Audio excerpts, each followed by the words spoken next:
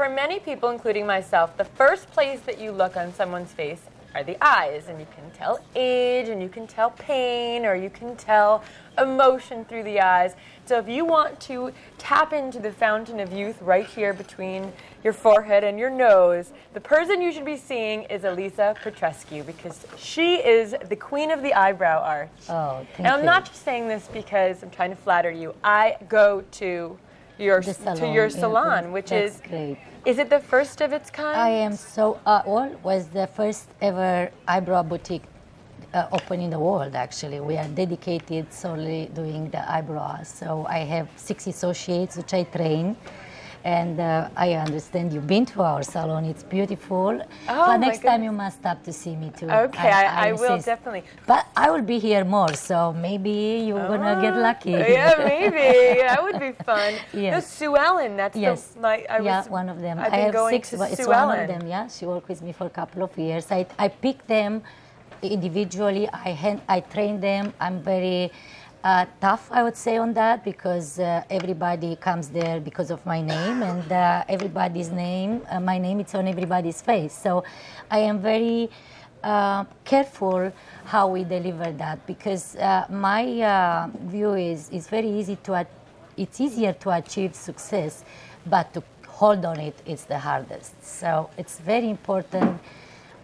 Reputation to keep going on, and customer service is very important, and to deliver it's, well, you definitely do. Thank you. And you have a really interesting story, because you were born in Romania. Yes. I think only in 1981 you came to the United States. Yes. And so it's not that much time. Yeah, not that much time. Yes, I've been very fortunate, because you see, and I can tell this to everybody, always follow your gut feeling and do what you love.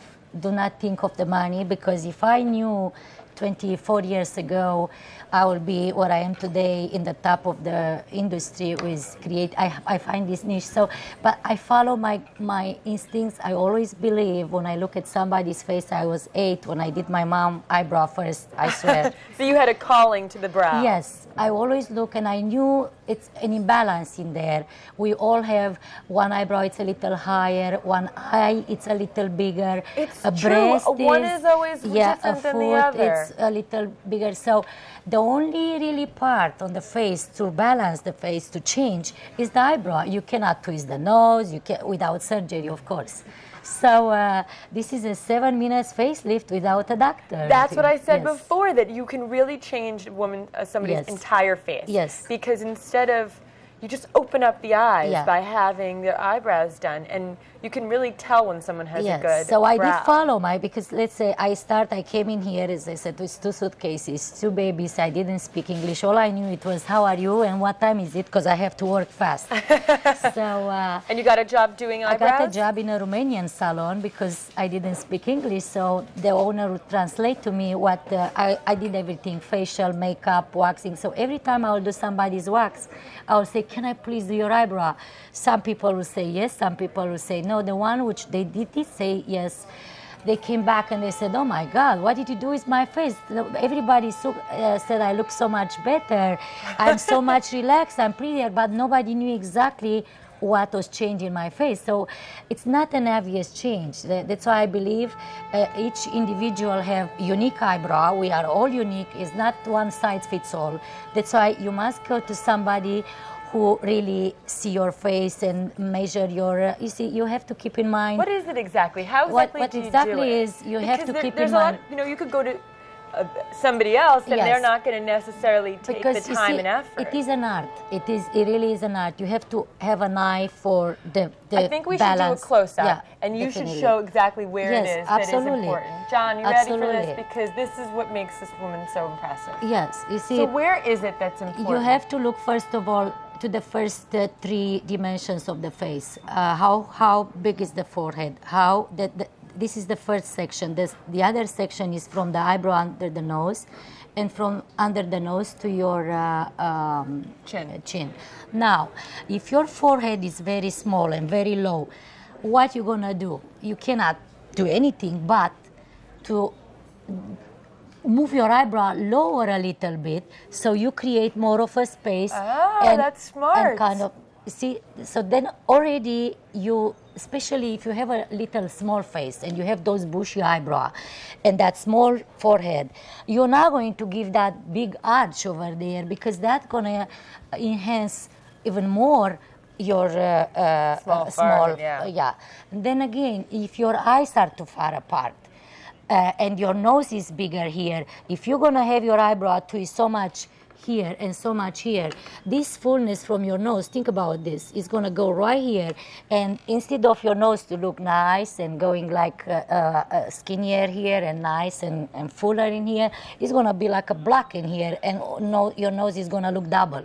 So it's interesting because it's very tailored to a specific person. Tailored. It's not, let's say, you know, like they say in beauty magazines, put the pencil here and tweeze around the pencil. You see, every person's face is different. Absolutely. Those are general rules. That's the way I can teach the girls which I work with. Because it's a funny story. One of my associates, which actually worked with me for 18 years, her name is Angela, when she used to work with me on my little salon, she said, oh, I know eyebrow. It's going to be so easy. I'm going to do it. Actually, she said to me, Eliza, I did not believe once you sit in there and you explain to me, the tail have to go towards the temple, this have to go closer. Before, she said, I was taking hair randomly. I see one hair in here, I pull it. I never thought it's a shape which you have to follow according to the skin. So she said, I cried for a month and a half until I really got it. And then there's the whole waxing versus plucking. Yeah, well, I'm going to tell you this is so important, because it's that saying, when the grapes are sour, are far to reach, you say they are sour.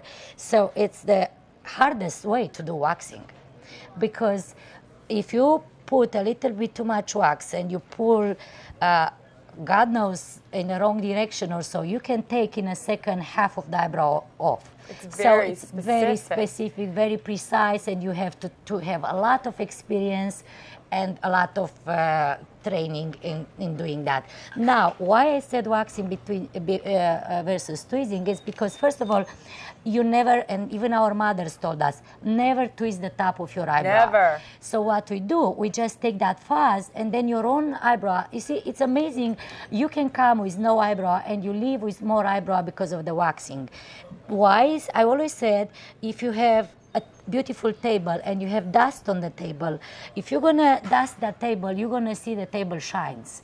It's the same with eyebrow. Once you're gonna take that fuzz from around, your own eyebrow are gonna stand out more. Like it's a guru, amazing. an eyebrow guru. Now there's one last thing, because I always thought with the eyebrow, this is, in the last like 10 years, has become something where it's sort of become part of the beauty ritual. I put eyebrow on the map. You put the eyebrow on the map, and it's because of you, because people used to swallow paying a lot of money to get their hair cut, or to get a color, or to do other things, and now the eyebrow is something where you really are making an investment instead of just... I was the first one in the Best of New York 4 years in a row where I create a column, eyebrow. It's to be hair color, haircut, waxing. And it's not never cheap. Eyebrow before. No, but if you think about, you go to a hairdresser and you have your hair blow dry once a week, it's $65 or $70. You do that once a week and lasts you for the evening.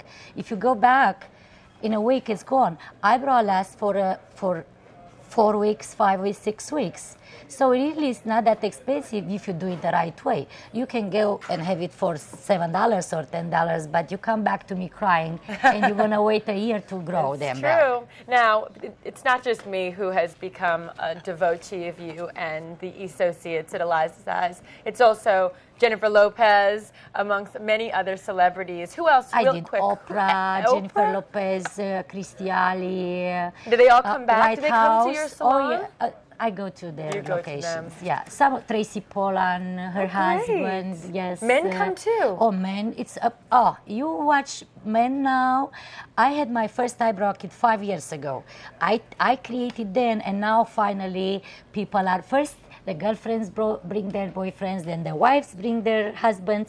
But now, watch the men's eyebrow, and I saw a couple in here. I would like to put my hands on it. All right, did you hear her? Well, check. But there are so many celebrities. You need to check this out. You have to go to Eliza's Eyes. It is something you will not regret.